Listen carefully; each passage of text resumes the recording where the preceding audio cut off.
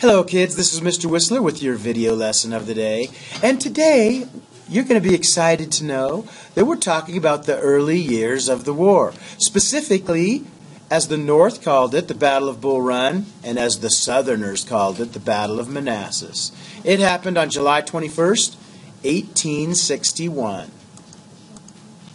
Our first vocab word is rebel. And as you can see from the picture, a rebel is a Confederate soldier or a Southern soldier. Our second word is Yankee. And a Yankee was a Union soldier or a Northern soldier.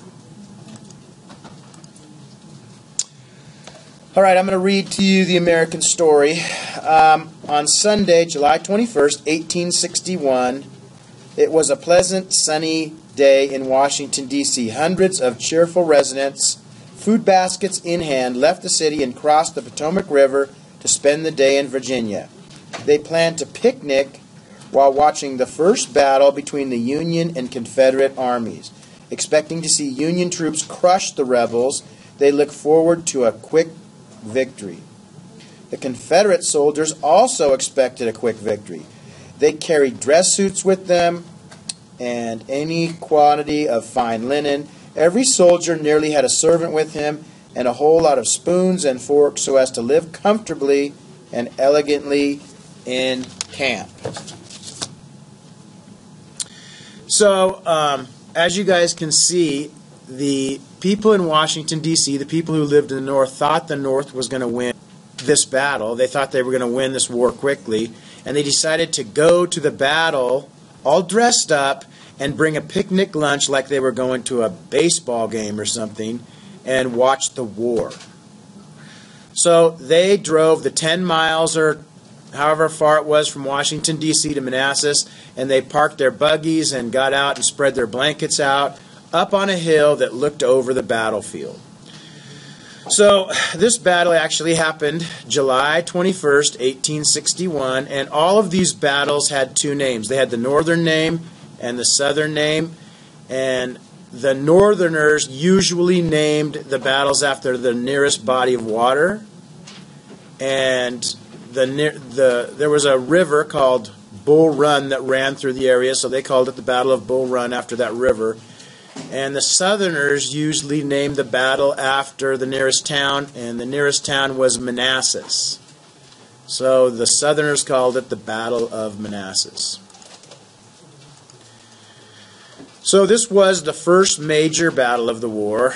Keep in mind that Fort Sumter was not a major battle. That was the shooting that started the war, but it was not a major battle. The first major battle was Bull Run.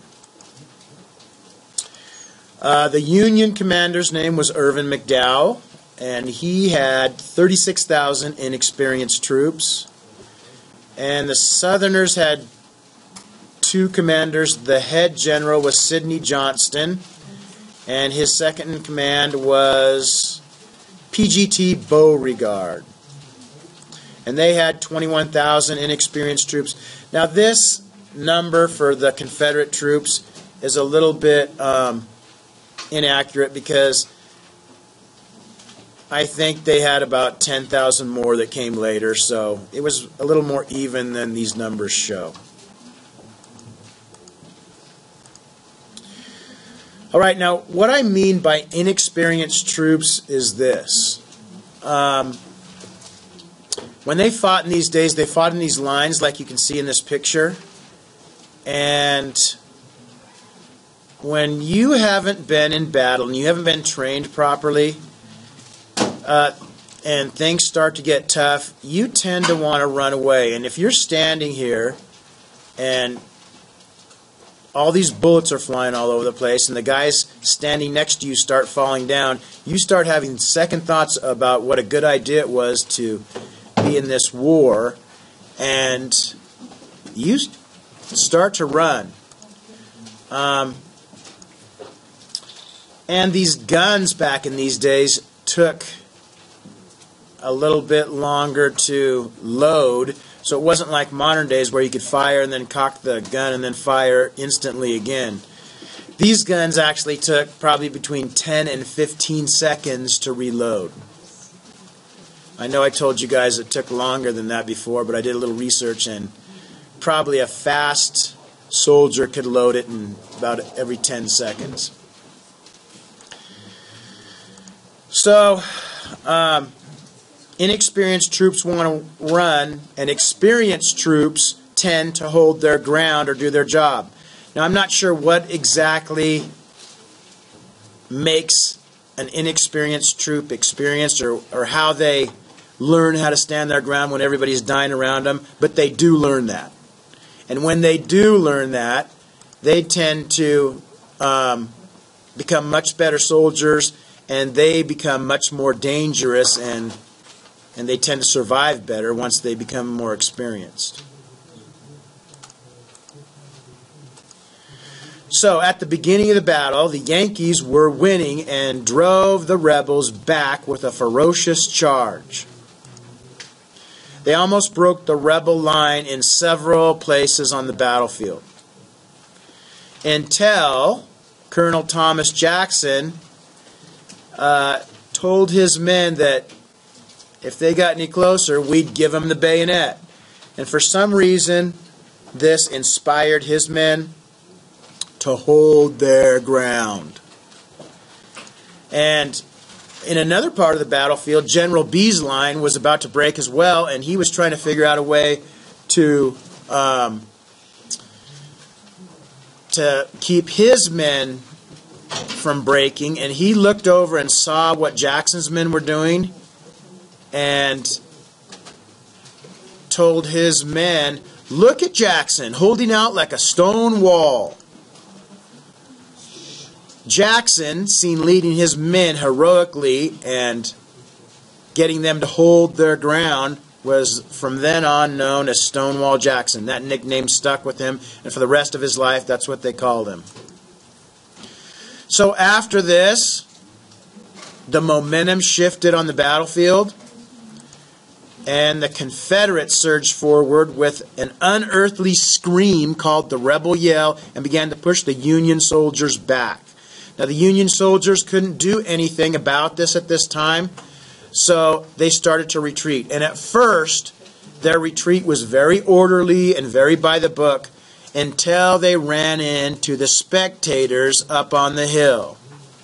And then the scene became, as you can see from this painting, the scene became crazy, and the Union soldiers just dropped their guns and their backpacks, and they started running for Washington, D.C., and it was not a pretty scene. So the Confederates, even though they won this battle, they were too disorganized and they were too weakened to chase the retreating Yankees.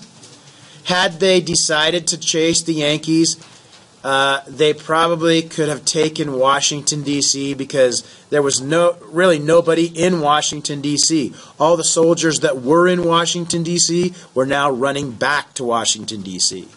So that might have been an inexperienced mistake that the Southerners made in this battle.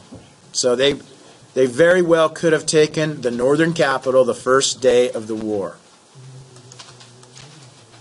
All right, a shock for the North. After Bull Run and in the early days of the war, both sides realized that their hopes for a short war were unrealistic. Lincoln called for more volunteers after that, and he wasn't messing around this time, because he called for 1 million soldiers this time. And he appointed General George B. McClellan as head of the Army of the East, which they called the Army of the Potomac.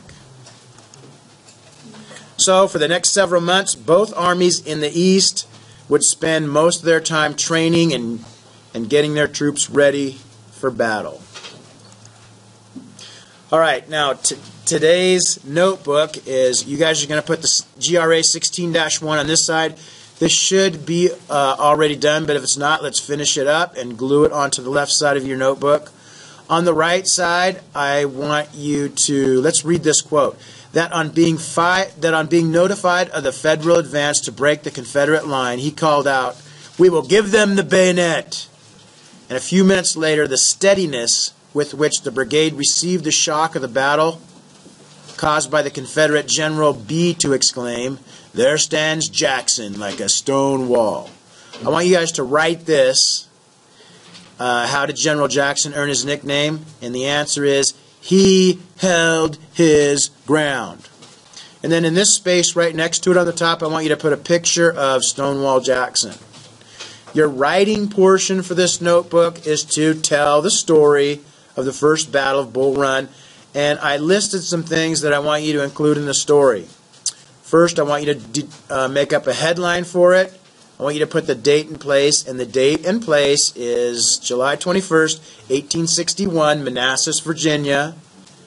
I want you to talk about the picnickers, the strengths, and the commanders of each side, how the battle started, how the momentum changed, the retreat, how it was orderly, then turned into a panic, and talk about how they could have taken Washington, D.C. And then I want you to talk about the casualties to both sides. And remember, casualties are three things: deaths, wounded, or missing. And you're going to need to do a Google search, go into Wikipedia and put that battle in, and you'll be able to find the casualty list to the right. Well, that's it, kids, and I hope you enjoyed the lesson. Have a nice day.